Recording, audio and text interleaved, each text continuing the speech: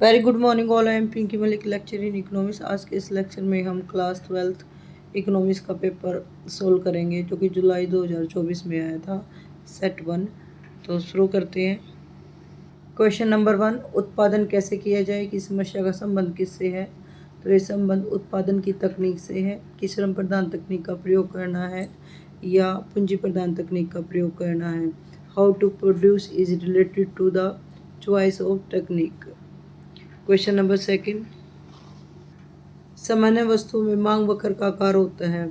तो जो normal goods होती हैं उसमें जो डिमांड कर्व होता है वो नेगेटिव स्लोप का होता है, क्योंकि प्राइस में और डिमांड में नेगेटिव रिलेशनशिप होता है।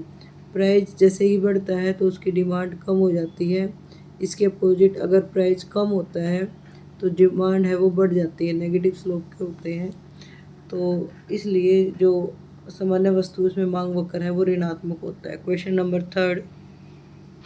क्वेश्चन थर्ड में पूछा हुआ है कि कौन सा लागत वक्र यू आकार का होता है? औसत लागत, परिवर्तनशील लागत, बंदी लागत या औसत परिवर्तनशील लागत। तो जो बंदी लागत है वो लगातार घटती है, जैसे जैसे प्रोडक्शन बढ़ता है तो एवरेज फिक्स कॉस्ट है वो लगातार घटना शुरू हो जाती है, यानी कि एल आकार की होती है। जबकि जो औसत लागत है वो आपकी यू आकार की होती है, क्योंकि जैसे उत्पादन बढ़ेगा तो जो लागत है वो पहले कम होती है, एक मिनिमम स्टेज पर आने के बाद, मिनिमम पॉइंट आने के बाद फिर वो लागत बढ़ना शुरू करती है। तो जो एवरेज कॉस्ट है वो यू आकार की होती है। जो हमारी परिवर्तनशील लागत है वो उत्पादन के बढ़ने के साथ साथ बढ़ती रहती है। तो जैसे जैसे उत्पादन बढ़ता है तो जो हमारी वेरिएबल कॉस्ट है वो भी बढ़ती है।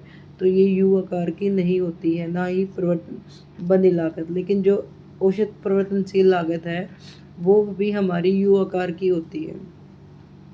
अगर हम डायग्रामेटिकली देखें तो जो एवरेज वेरिएबल कॉस्ट है वो हमेशा एवरेज कॉस्ट से नीचे होती है, और जो एवरेज कॉस्ट है वो एवरेज वेरिएबल कॉस्ट और एवरेज फिक्स कॉस्ट का जोड़ होती है। इसलिए इन दोनों की स्लोप में है वो डिफरेंस मिलता है। तो जब घट रही होती है और जो एमसी है, मार्जिनल कॉस्ट है, वो एसी वक्र और एवरेज वेरिएबल कॉस्ट को उसके मिनिमम पॉइंट पर टच करती है। तीनों को अगर हम एक साथ देखें तो जो एवरेज फिक्स कॉस्ट है वो लगातार घटती है। एवरेज वेरिएबल कॉस्ट है वो यू आकार की होती है, और क्योंकि एवरेज कॉस्ट इन दोनों का जोड़ होती है तो जो एवरेज कॉस्ट है वो इनसे ऊपर होती है। और एमसी वक्र है वो एवरेज वेरिएबल कॉस्ट के भी मिनिमम पॉइंट को टच करता है और एवरेज कॉस्ट के भी मिनिमम पॉइंट को टच करता है।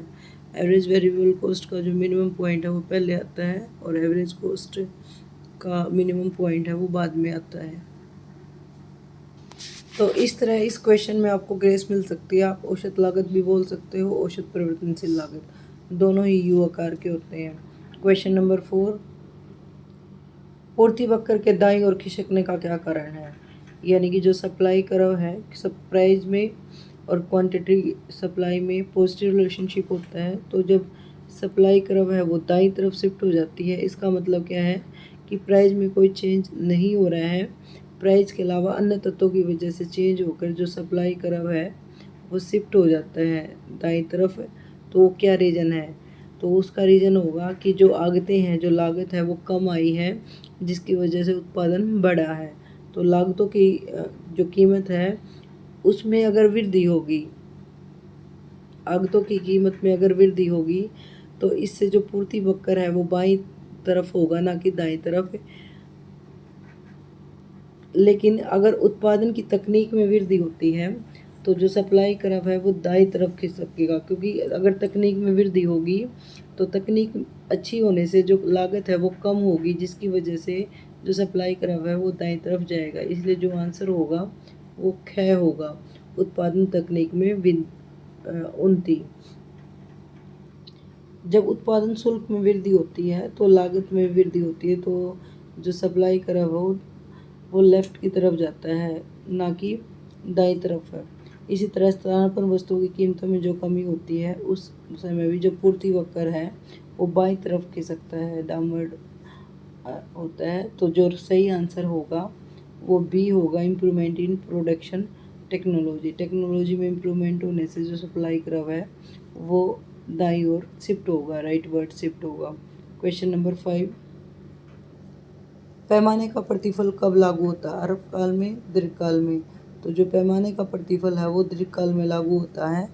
अल्पकाल में आपका जो कारक का प्रतिफल है वो लागू होता है, जिसमें सिर्फ एक साधन परिवर्तनशील होता है और अन्य कारक है वो स्थिर रहते हैं, जबकि दीर्घकाल में सभी साधन हैं वो परिवर्तनशील होते हैं, इसलिए उसको पैमाने का प्रतिफल कहते हैं। तो जो आंसर होगा वो ख होगा। In long run, when do the return to scale apply? In long period. Question number 6, आसान क्वेश्चन है। जब सीमांत उत्पादन शून्य होता है तो कुल उत्पादन क्या होता है?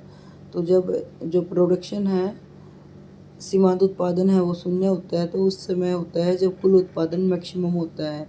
कई बार ये डायग्राम बनाया जा चुका है और काफ़ी आसान है।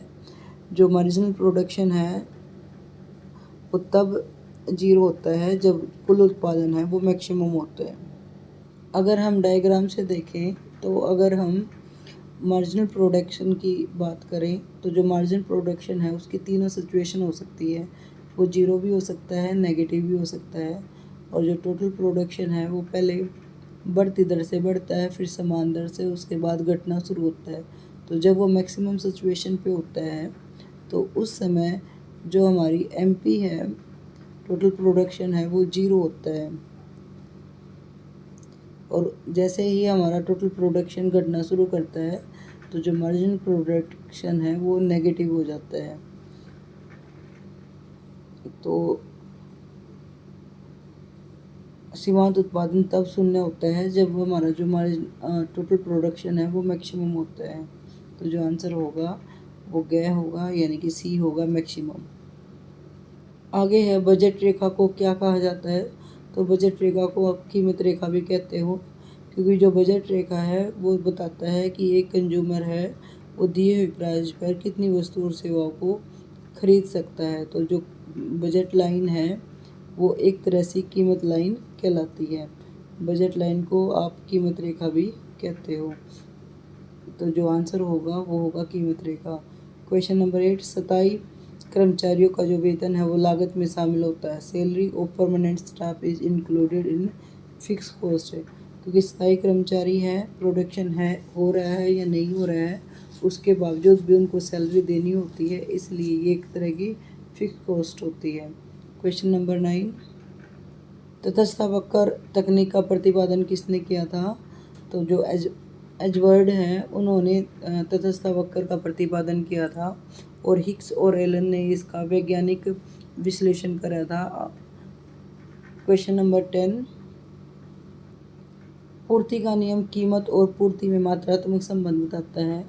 ये सही है। जो पूर्ति का नियम है वो कीमत में और उसकी पूर्ति में पॉजिटिव रिलेशनशिप को दर्शाता है। कारण दे रखा है, कीमत और पूर्ति की मात्रा के बीच में ऋणात्मक संबंध होता है। ये रॉन्ग है। कीमत में और पूर्ति में पॉजिटिव रिलेशनशिप होता है, जबकि डिमांड में और कीमत में नेगेटिव रिलेशनशिप होता है, लेकिन सप्लाई में ये पॉजिटिव होता है। तो जो कारण है वो गलत है, लेकिन ए है वो सही है। तो जो इसका ऑप्शन होगा वो सी सही होगा। तो जो आंसर होगा वो सी है। क्वेश्चन नंबर 11, एक अर्थव्यवस्था की केंद्रीय समस्या कौन सी होती है? तो प्रत्येक अर्थव्यवस्था की कुछ समस्याएं होती हैं जिनको हम केंद्रीय समस्याएं कहते हैं। अर्थव्यवस्था क्या है? अर्थव्यवस्था से प्रयास प्रणाली से है जिसके द्वारा मनुष्य अपनी आजीविका कमाते हैं, अपनी आवश्यकताओं को पूरा करते हैं। प्रत्येक अर्थव्यवस्था की कुछ आधारभूत आवश्यकता होती हैं, जिनमें से 3 मेन समस्याएं होती हैं। पहले, किन वस्तु और सेवा का उत्पादन किया जाए, उत्पादन कैसे किया जाए और उत्पादन किसके लिए किया जाए। अर्थव्यवस्था की 3 मुख्य जो समस्याएं हैं वो ये हैं, किन वस्तु और सेवा का उत्पादन किया जाए, कितनी मात्रा में किया जाए, उत्पादन किस प्रकार किया जाए, यानी कि कौन सी तकनीक का हमें प्रयोग करना है, उत्पादन किसके लिए किया जाए। क्वेश्चन नंबर 12, पूर्ति के विस्तार से क्या अभिप्राय है, चित्र द्वारा समझाइए। जो पूर्ति का विस्तार है वो बताता है कि किसी वस्तु की कीमत अगर बढ़ जाएगी तो जो उसकी सप्लाई है वो भी बढ़ जाएगी, क्योंकि इन दोनों के बीच में पॉजिटिव रिलेशनशिप है। तो जो पूर्ति में जब चेंज होता है उसकी खुद की प्राइस की वजह से, अन्य बातें समान रहने पर जब किसी वस्तु की पूर्ति में चेंज होता है, जब उसकी कीमत बढ़ जाती है तो उसे हम पूर्ति का विस्तार कहते हैं। पूर्ति से हम समझते हैं कि अन्य बातें समान रहने पर जब किसी वस्तु की अपनी कीमत के फलस्वरूप उसकी पूर्ति अधिक हो जाती है तो इस बढ़ी हुई पूर्ति को हम पूर्ति का विस्तार कहते हैं। तो जैसे अगर किसी वस्तु की कीमत पहले 5 है, 5 कीमत पर अगर 10 मात्रा का सप्लाई हो रही है, लेकिन जैसे ही कीमत बढ़कर 5 से 10 हो जाती है तो उस समय जो सप्लाई है वो बढ़ जाती है। तो ए पॉइंट से बी पॉइंट तक जो जा रहा है ये विस्तार हो रहा है पूर्ति का राइट की तरफ, तो इसे हम पूर्ति का विस्तार कहते हैं। क्वेश्चन नंबर 13, मांग की कीमत लोच 0.4 दे रखी है। कीमत में प्रतिशत परिवर्तन है वो 20 है। मांगी गई मात्रा में हमें प्रतिशत परिवर्तन निकालना है। तो जो मांग की कीमत लोच है उसका फॉर्मूला होता है मांग में प्रतिशत परिवर्तन बटे कीमत में प्रतिशत परिवर्तन। इस तरह जब हम मांग की कीमत लोच का फॉर्मूला लगाते हैं तो 0.4 जो इन्होंने दे रखा है मांग की लोच, x मान लेते हैं मांग का प्रतिशत परिवर्तन जो हमें निकालना है, और मांग की जो कीमत में प्रतिशत परिवर्तन है वो 20 इन्होंने दे रखा है। तो क्रॉस मल्टीप्लिकेशन करने के बाद अगर पॉइंट हटाने के लिए हम इस 4 के बटे 10 करते हैं और मल्टीप्लाई 20, तो इस तरह जो क्वांटिटी आ जाती है वो 8 आ जाती है। बिल्कुल आसान सा सवाल है, हमें सिर्फ वैल्यू पुट करनी है। मांग की लोच दे रखी है 0.4, एक्स हम मान लेते हैं, जो मांग मात्रा है उसको निकालना है हमें, और कीमत में प्रतिशत परिवर्तन दे रखे हैं। तो क्रॉस मल्टीप्लिकेशन करने के बाद आंसर निकल जाता है। नेक्स्ट क्वेश्चन, घटते प्रतिफल का नियम समझाइए। घटते प्रतिफल का नियम तब लागू होता है जिस अनुपात में आपने साधनों को बढ़ाया है या लगाया है आपको प्रतिफल उससे कम प्राप्त होता है। पैमाने के घटते प्रतिफल में तो हम सभी साधनों का प्रयोग एक साथ करते हैं, और साधन के प्रतिफल में हम केवल जो परिवर्तनशील साधन है उसकी मात्रा में चेंज करके उत्पादन को में बढ़ाने की कोशिश करते हैं। लेकिन जो क्वेश्चन है उसमें सिर्फ ये पूछ रखा है कि घटते प्रतिफल का नियम बताइए, ना कि कारक के प्रतिफल का, घटते कारक के प्रतिफल का नियम या पैमाने के प्रतिफल का नियम। तो हम पैमाने का भी लिख सकते हैं। पैमाना की घटते प्रतिफल उत्पादन की उस स्थिति को प्रकट करता है जिसमें यदि सभी कारकों को एक निश्चित अनुपात में बढ़ाया जाए तो उत्पादन में उससे कम अनुपात में वृद्धि होती है, तो वो घटता प्रतिफल का नियम कहलाता है। अगर मान लो हमने साधनों में जो चेंज करा है वो 15% का चेंज करा है, लेकिन उत्पादन में 10% इंक्रीमेंट हुआ है, तो ये घटते प्रतिफल का नियम है।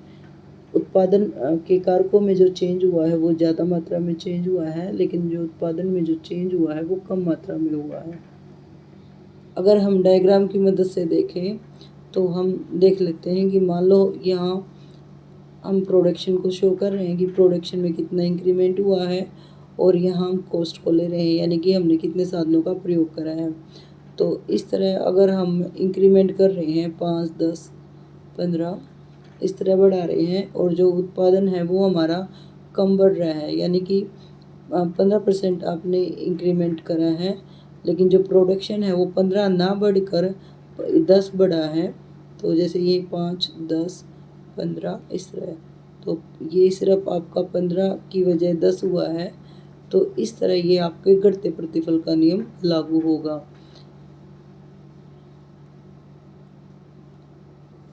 घटते प्रतिफल के नियम में जो स्लोप होगी वो ऐसे थोड़ी खड़ी हुई होगी, और समान प्रतिफल में बिल्कुल बीचों बीच होगी, क्योंकि यहाँ भी 5% है तो यहाँ भी 5%, अगर ये 10 है तो ये भी 10 है समान प्रतिफल में। और बढ़ते प्रतिफल में ऐसा होता है कि यहाँ 10% की आप इंक्रीमेंट कर रहे हो तो जो बढ़ते प्रतिफल में होगी वो 15% की होगी, यानी कि बढ़ रहा है।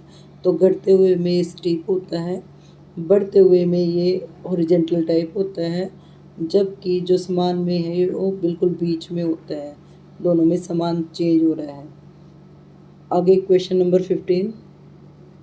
क्वेश्चन नंबर 15 न्यूमेरिकल क्वेश्चन है, जिसमें कुछ इकाइयाँ दी गई हैं टेबल के द्वारा। आपको कुल लागत गिवन है, औसत परिवर्तनशील लागत एवरेज वेरिएबल कॉस्ट निकालनी है और मार्जिनल कॉस्ट निकालनी है। तो सबसे पहले देख लेते हैं जो गिवन है। कुल लागत दे रखे हैं 50, 120, 180, 230, 300, 380। हमें निकालना है एवरेज वेरिएबल कॉस्ट, और एवरेज वेरिएबल कॉस्ट निकालने का फॉर्मूला होता है टोटल वेरिएबल कॉस्ट डिवाइड में क्यू। टोटल वेरिएबल कॉस्ट तब निकल सकती है जब आपको पता हो कि जो एवरेज फिक्स कॉस्ट है वो कितनी है, क्योंकि जो गिवन है वो कुल कॉस्ट है, टोटल कॉस्ट है। तो टोटल कॉस्ट में से जब हम फिक्स कॉस्ट माइनस कर देंगे तो हमारी टोटल वेरिएबल कॉस्ट निकल जाएगी। तो सबसे पहले हमें टोटल फिक्स कॉस्ट निकालनी है। जो टोटल फिक्स कॉस्ट होती है, टोटल फिक्स कॉस्ट हमेशा कांस्टेंट होती है। अगर प्रोडक्शन जीरो है तब भी जो कॉस्ट होती है वो टोटल फिक्स कॉस्ट कहलाती है। तो जीरो के सामने जो कॉस्ट है 50, वो हमारी फिक्स कॉस्ट है, वो हमेशा समान रहेगी। तो इकाई जितना भी प्रोडक्शन हो रहा है तो फिक्स कॉस्ट हमेशा 50 ही रहेगी। अब हम टोटल वेरिएबल कॉस्ट निकाल सकते हैं, क्योंकि हमारे पास अब टोटल फिक्स कॉस्ट है। टोटल कॉस्ट में से जब हम टोटल फिक्स कॉस्ट निकालेंगे तो टोटल वेरिएबल कॉस्ट निकल जाएगी। तो 50 में से 50 माइनस करेंगे 0, 120 में से 50 माइनस करेंगे 70। इसी तरह जब हम 180 में से 50 माइनस करेंगे तो 130, 230 में से 50 माइनस करेंगे तो 180, 300 में से 50 माइनस करेंगे तो 250। ऐसे ही जब हम 380 में से 50 माइनस करेंगे तो 330। तो टोटल वेरिएबल कॉस्ट निकल गया। अब हम एवरेज वेरिएबल कॉस्ट निकाल सकते हैं। एवरेज वेरिएबल कॉस्ट होता है टोटल वेरिएबल कॉस्ट डिवाइड में क्वांटिटी, यानी कि इकाइयाँ। तो जब आप 0 से 0 को डिवाइड करोगे तो वो इनडिफिनाइट होगा। इसी तरह जब आप 100 जो टोटल वेरिएबल कॉस्ट है 70 है, 70 को 1 से डिवाइड करोगे तो 70 होगा। इसी तरह 130 को 2 से डिवाइड करेंगे तो 65, 180 को 3 से डिवाइड करोगे तो 60, 250 को 4 से डिवाइड करोगे तो इस तरह हमारा निकल जाएगा 62.5। और ऐसे ही जब आप 330 को 5 से डिवाइड करोगे तो आपका निकलेगा 66। तो यहाँ होगा आपका 66। और इसी तरह मार्जिनल कॉस्ट निकालनी है। तो मार्जिनल कॉस्ट निकालने का फॉर्मूला होता है total cost n minus total cost n minus 1।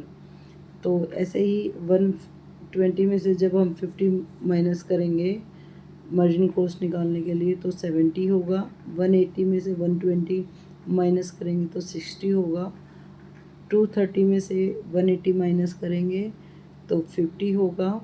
और 300 में से 230 माइनस करेंगे तो 70 होगा।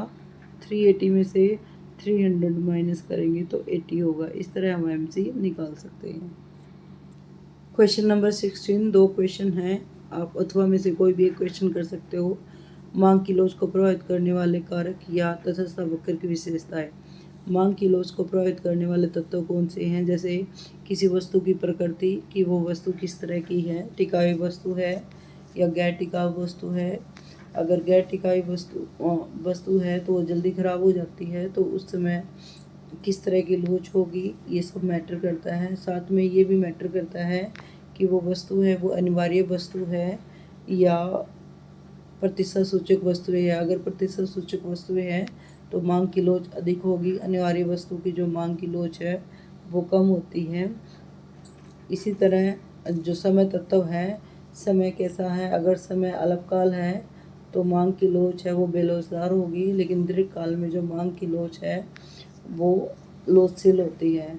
तो मांग की लोच को बहुत सारे तत्व प्रभावित करते हैं, जैसे उपभोक्ता अपनी आय का कितना भाग वस्तुओं पर खर्च कर रहा है। अगर वो ज़्यादा वस्तुओं को खर्च कर रहा है अपनी आय का ज़्यादा भाग वस्तु पर खर्च कर रहा है, यानी कि वो चीज़ें महंगी हैं जैसे कार वगैरह, तो उनकी जो मांग लोच होगी वो अधिक होगी, लोचदार होगी। जबकि जो नमक है जिन पर उपभोक्ता अपनी आय का कम भाग खर्च कर रहा है, उनकी मांग बेलोचदार होगी। तो इस तरह बहुत सारे तत्व हैं जो मांग की लोच को प्रभावित करते हैं। आगे हम देख लेते हैं तटस्थ वक्र की विशेषताएं। तटस्थ वक्र दो वस्तुओं के उन संयोगों को दर्शाता है जो उपभोक्ता को समान संतुष्टि प्रदान करता है। तो जो तटस्थ वक्र है वो कन्वेक्स होता है, यानी कि उन्नतोदर होता है। जो तटस्थ वक्र है, आईसी वक्र है, वो मूल बिंदु की तरफ कन्वेक्स होता है, यानी कि ये जो वक्र है वो ऋणात्मक ढलान का होता है, ऊपर से नीचे की तरफ, बाएं से दाएं की तरफ होता है। तो पहली विशेषता तो यही है, जो तटस्थ वक्र है उसका ढलान ऋणात्मक होता है, ये नीचे की ओर होता है। तटस्थ वक्र हमेशा बाएं से दाएं की ओर होता है। दूसरा, जो तटस्थ वक्र है वो मूल बिंदु की ओर उन्नतोदर होता है, यानी कन्वेक्स होता है। कन्वेक्स होने का मतलब यही है कि अगर वो एक वस्तु को प्राप्त करना चाहता है, एक वस्तु की ज़्यादा मात्रा को प्राप्त करना चाहता है, तो उसे दूसरी वस्तु का त्याग करना पड़ेगा, तभी उसको जो संतुष्टि है वो समान मिलेगी। तटस्थ वक्र के जो ढलान होती है उन्नतोदर, वो डिपेंड करती है मार्जिन रेट ऑफ सब्स्टिट्यूशन पर। जो मार्जिन रेट ऑफ सब्स्टिट्यूशन ये बताता है कि अगर आपको एक वस्तु की ज़्यादा मात्रा लेनी है तो दूसरी वस्तु की मात्रा का त्याग करना पड़ेगा। आगे है तटस्थ वक्र कभी भी OX को या OY को टच नहीं करता है। अगर वो OX और Y को टच करता है तो इसका मतलब जो कंज्यूमर है वो एक ही वस्तु को ले रहा है, जबकि हकीकत में जब तटस्थ वक्र की हम बात करते हैं तो हम दो वस्तुओं की बात करते हैं, ना कि एक वस्तु के बारे में। तो इसलिए जो तटस्थ वक्र है कभी भी ना तो वो OX को टच करता है और ना ही OY को टच करता है। तटस्थ वक्र की एक अन्य विशेषता ये भी होती है कि तटस्थ वक्र जितना ऊपर होता है वो हाई सेटिस्फेक्शन को शो करता है, यानी कि आईसी वक्र अगर 1 है तो आईसी वक्र 1 की जो उपयोगिता मिलेगी उपभोक्ता को वो ज़्यादा होगी IC2 वक्र की वजह, और IC2 से जो संतुष्टि मिल रही है वो IC3 वक्र से ज़्यादा मिल रही है, यानी कि जो जितना उच्च लेवल का इंडिफरेंस कर्व होगा उपभोक्ता को उतनी ही संतुष्टि अधिक मिलेगी। तो आगे क्वेश्चन कर लेते हैं। बाजार संतुलन से क्या प्राइस का कैसे निर्धारण होता है, अथवा में पूर्ति के नियम से क्या अभिप्राय है, चित्र व तालिका से समझाइए। तो पहले देख लेते हैं बाजार संतुलन क्या है। बाजार संतुलन वो संतुलन बिंदु होता है जिस पर किसी वस्तु की जो बाजार मांग है वो उसकी पूर्ति के बराबर होती है, यानी कि जो डिमांड है और सप्लाई है वो एक दूसरे के बराबर होती है। डिमांड कर्व और सप्लाई कर्व एक दूसरे को जिस पॉइंट पर काटते हैं उसको हम संतुलन कीमत और संतुलन मात्रा बोलते हैं। तो डिमांड कर्व और जो सप्लाई कर्व है वो एक दूसरे को जहाँ टच कर रहे हैं वो संतुलन कीमत होती है। और बाजार में संतुलन तभी प्राप्त होता है जब डिमांड, किसी वस्तु की डिमांड और सप्लाई एक दूसरे के बराबर होती है। तो बाजार संतुलन में ना तो एक्सेस डिमांड होती है और ना ही एक्सेस सप्लाई होती है, ना तो किसी वस्तु की मांग में कमी होती है और ना ही किसी वस्तु की जो पूर्ति है वो अधिक होती है, उसमें बाजार संतुलन में होता है। आगे है पूर्ति के नियम से क्या अभिप्राय है। तो पूर्ति का नियम हमें बताता है कि अन्य बातें समान रहने पर किसी वस्तु की कीमत में और उसकी पूर्ति में धनात्मक संबंध होता है। अगर किसी वस्तु की कीमत बढ़ेगी यानी अधिक होगी तो उसकी पूर्ति भी बढ़ेगी, अगर कीमत कम होगी तो पूर्ति है वो भी कम होगी। प्राइस के बढ़ने से किसी वस्तु की जो सप्लाई है यानी क्वांटिटी है वो बढ़ेगी, और अगर प्राइस कम हो जाता है तो जो सप्लाई है वो घट जाती है, यानी कि पॉजिटिव रिलेशनशिप है दोनों के बीच में, प्राइस के बीच में और क्वांटिटी में। अन्य बातें समान रहने पर, यहाँ अन्य बातें समान रहने का मतलब है कि तकनीक में कोई चेंज नहीं हुआ है, जो लागत है यानी कि उत्पादन के जो साधन हैं उनकी कीमतों में वृद्धि नहीं हुई है। इस तरह की जो मान्यताएं हैं, अन्य फैक्टर हैं जैसे करों में कोई वृद्धि नहीं हुई है, उत्पादन शुल्क में कोई वृद्धि नहीं हुई है, इन चीज़ों को अगर हम स्थिर मान लें तो किसी वस्तु की कीमत में और उस वस्तु की पूर्ति में पॉजिटिव रिलेशनशिप होता है, इसे हम पूर्ति का नियम कहते हैं।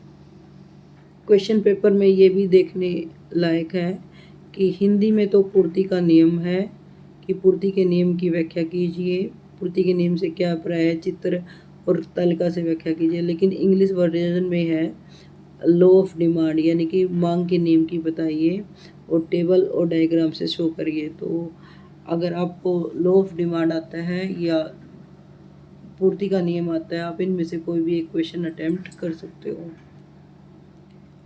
पूर्ति का नियम टेबल से शो कर रखा है कि जैसे कीमत 10 है तो उस पर पूर्ति है किसी वस्तु की वो 100 इकाइयाँ हैं।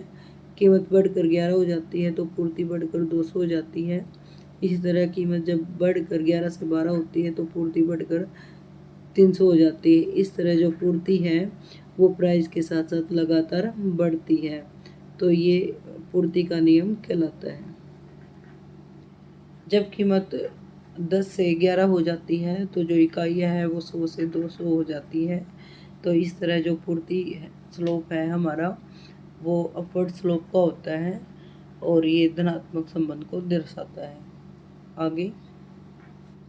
आगे हम कंक्लूजन में कह सकते हैं कि किसी वस्तु की कीमत में, प्राइस में और उसकी मात्रा में यानी कि सप्लाई में पॉजिटिव रिलेशनशिप होता है। अगर अपवाद की बात करें तो किसी भी वस्तु के उत्पादन के जो साधन हैं उनकी कीमत में कोई चेंज नहीं होता है, टेक्नोलॉजी है वो चेंज नहीं होती है, अन्य वस्तुओं की कीमत में कोई चेंज नहीं होता है, फर्मों की संख्या में कोई चेंज नहीं होता है। यानी कि जितने भी कारक हैं जो पूर्ति को निर्धारित करते हैं कीमत के अलावा, उन सभी को हम स्थिर मानते हैं।